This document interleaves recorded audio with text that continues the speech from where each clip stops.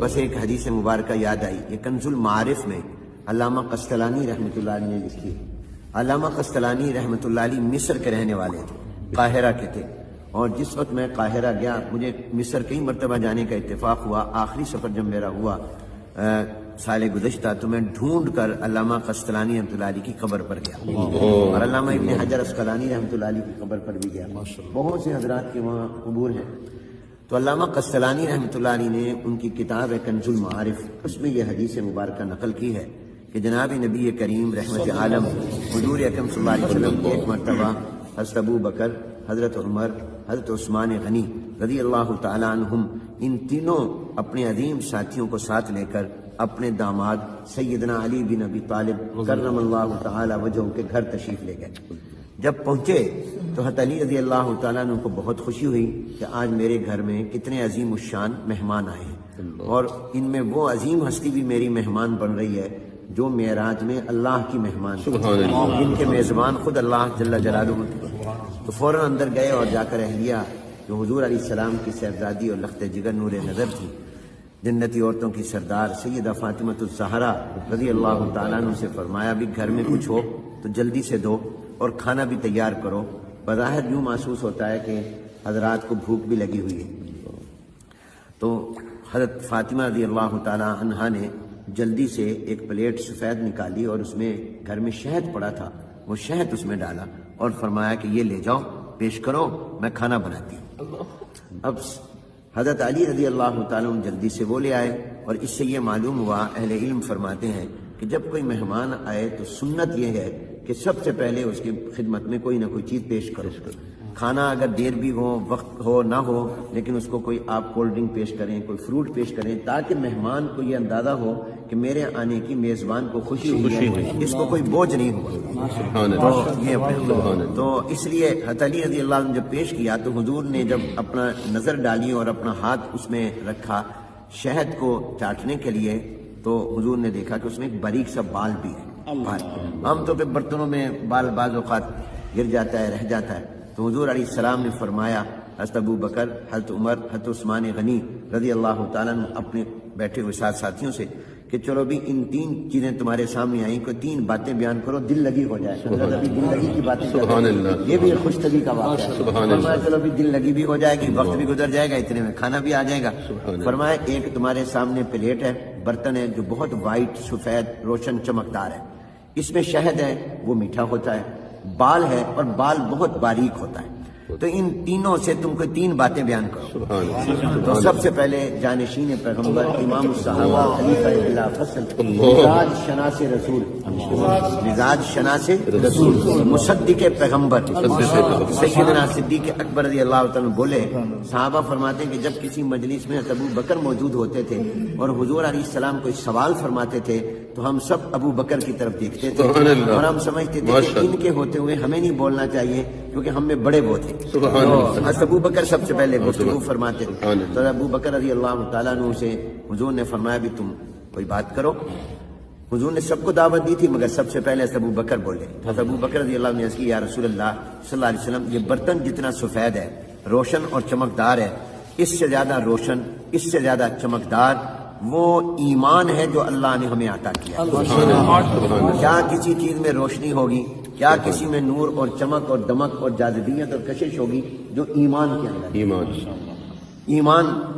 اور فرمایا یہ ایمان جس کو مل جائے اس کو شہد میں اتنا مزہ نہیں آتا جتنا ایمان میں مزہ آتا ہے۔ نفس الامر میں ایمان بہت بڑا نور ہے، اور یہ چیز جس کو مل جائے اس کو شہد میں وہ مٹھاس نہیں آتی جو ایمان کے اندر مٹھاس آتی ہے، اور اس میں باریک بال ہے۔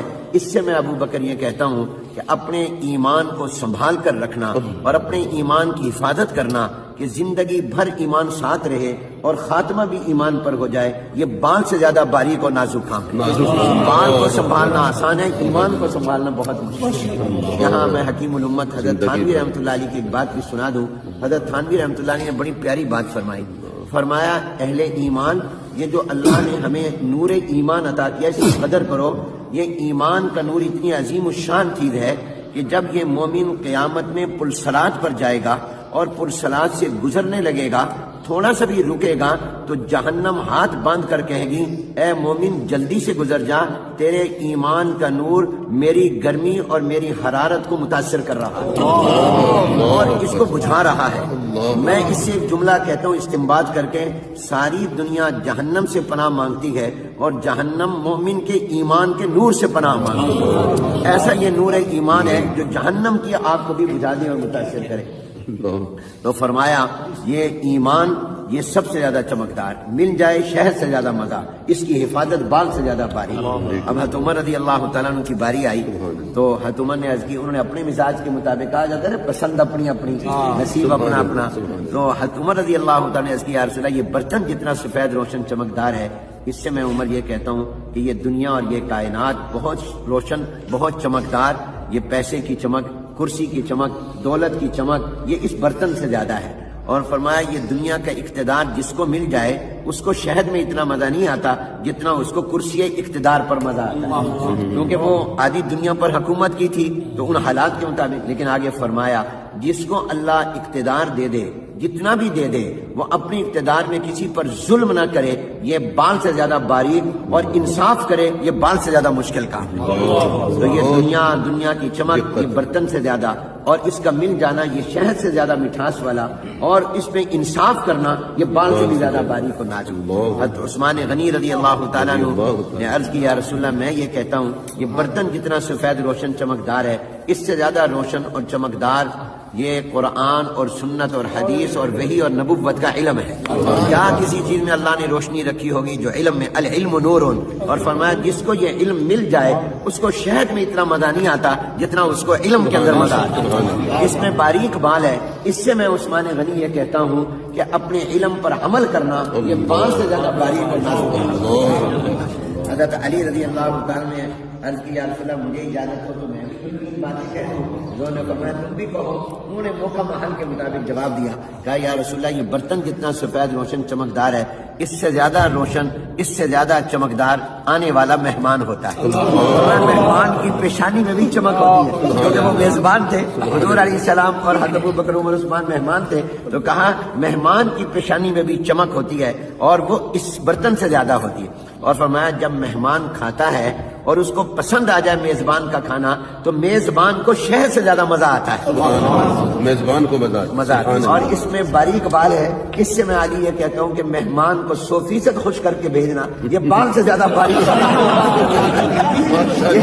یہ جتنی بھی خدمت کر لے پھر بھی کہیں گے فلاں کمی رہ گئی، وہ کہتے جی بڑی زبردست دعوت تھی لیکن فلانی ڈش نہیں تھی، آئس کریم نہیں تھی، فلاں چیز نہیں تھی۔ اور پردے میں بات سن رہی تھی سیدہ فاطمہ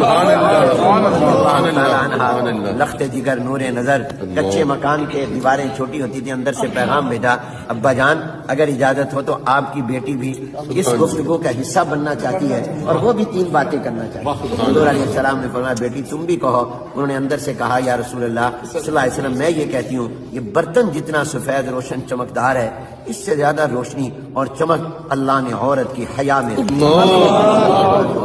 عورت کی حیا میں، کس چیز میں چمک ہوگی جو عورت کی حیا میں چمک۔ اور عرض کیا یا رسول اللہ اس میں میٹھا شہد ہے، اس سے میں یہ کہتی ہوں کہ جب عورت پردہ کرتی ہے تو اس کو شہد میں اتنا مزہ نہیں آتا جتنا پردہ کرنے میں مزہ آتا ہے۔ اور اس میں باریک بال ہے، اس سے میں یہ کہتی ہوں کہ عورت کا اپنے چہرے کو چھپانا کہ کسی نامحرم کی نظر میرے چہرے پر نہ پڑ جائے یہ بال سے زیادہ باریک اور نازک ہے۔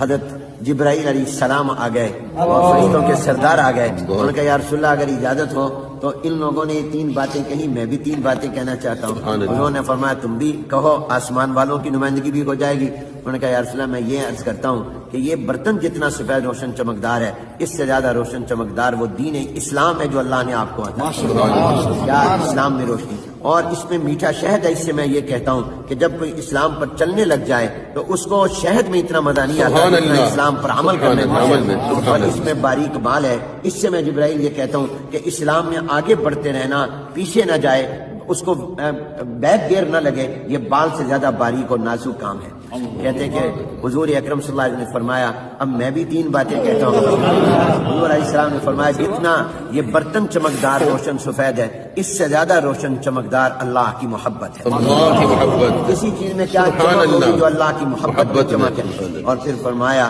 کہ اس میں میٹھا شہد ہے. اس سے میں یہ کہتا ہوں کہ یہ اللہ کی محبت جس کو مل جائے اس کو شہد میں اتنا مزہ نہیں آتا جتنا اللہ اللہ کرنے میں. ابھی آپ اللہ اللہ کریں گے اس میں جو آپ کو مٹھاس آئے گی وہ کسی چیز میں نہیں. اور پھر فرمایا اس میں باریک بال ہے.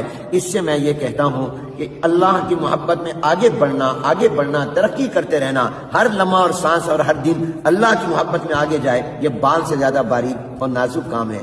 فرمایا کہ اسی دوران حضور علیہ السلام پر وحی آنے لگ گئی اور وہ کیفیت ہو گئی جو وحی کے وقت ہوتی تھی کہ سخت سردی میں بھی پسینہ آتا تھا. تو حضور علیہ السلام پر وحی آئی. اللہ نے فرمایا تم سب نے 3 باتیں کہیں میں رب بھی 3 باتیں کہیں. اب دیکھیے شروع گفتگو ابو بکر سے ہوئی ختم اللہ پر ہوئی وختامہ مسک. اللہ نے فرمایا کہ میں یہ کہتا ہوں کہ یہ برتن جتنا سفید روشن چمکدار ہے اس سے زیادہ روشن چمکدار وہ جنت ہے جو میں نے اہل ایمان کے لیے تیار کی ہے. اور اس میں میٹھا شہد ہے. اس سے میں اللہ یہ کہتا ہوں کہ جب جنت کی نعمتیں میں جنتیوں کو دوں گا ان کو شہد کی حلاوت اور مٹھاس اور مزہ بھول جائے گا. جنت کی نعمتوں کی مٹھاس اس سے کئی گنا زیادہ ہے کوئی نسبت ہی نہیں. اور باریک بال ہے. اس سے میں یہ کہتا ہوں کہ اس جنت میں جانے کے لیے پل صراط سے گزرنا پڑے گا جو بال سے زیادہ باریک اور نازک ہے لیکن ایمان والے ایسے گزر جائیں گے. اللہ یہ تمام ہم روشنیاں اور چمک اللہ ہمیں عطا فرمائے. اور اللہ تعالیٰ نے فرمایا اللہ دوست ہے ایمان والوں کا. یہ نہیں فرمایا ایمان والے دوست ہیں اللہ کے. دیکھو کیا تعبیر ہے. ایک ہے کہ میں آپ کہیں کہ حنیف ہم آپ کے دوست ہیں. ایک یہ کہ میں کہوں میں آپ کا دوست ہوں. تو اللہ نے فرمایا میں ان کا دوست ہوں. تو اللہ تعالیٰ ہمیں یہ ایمان کا نور عطا فرمائے اور یہ روشنی اور چمک عطا فرمائے. اور اللہ تعالیٰ اس مجلس کو بابرکت فرمائے اور اہل دل ہمیں بنائے. ہمارے جیسے مولانا نے مفتیٰ نے فرمایا ہمارا دل بنے دلدل نہ بنے. اللہ تعالیٰ ہمیں اور یہ وہ لوگ تھے جن کا دل بنا ہوا ہے جن کا دل حضور نے بنایا تھا. اس لیے اللہ نے ان کے دلوں کا امتحان لیا. اولئک الذین امتحن اللہ قلوبہم للتقویٰ وما علینا الا